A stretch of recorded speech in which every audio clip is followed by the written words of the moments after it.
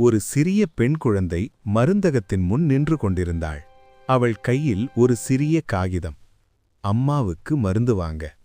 அவளிடம் பணமில்லை. ஆலயத்தில் கேட்ட வார்த்தைகள் அவளுக்கு நினைவுக்கு வந்தது. கேளுங்கள், உங்களுக்கு கொடுக்கப்படும்.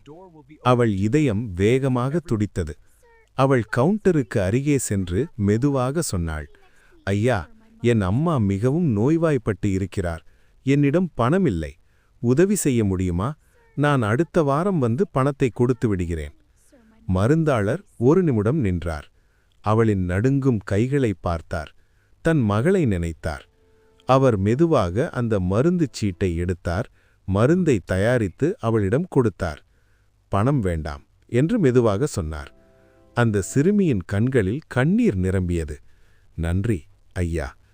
அன்று இரவு அவளுடைய அம்மாவின் காய்ச்சல் குறைந்தது. ஆனால் அந்த மருந்தாளர் தூங்க முடியவில்லை.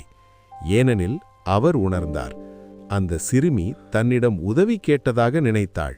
ஆனால் அது சொர்க்கமே தனது இதயத்தின் கதவை தட்டியது போல இருந்தது.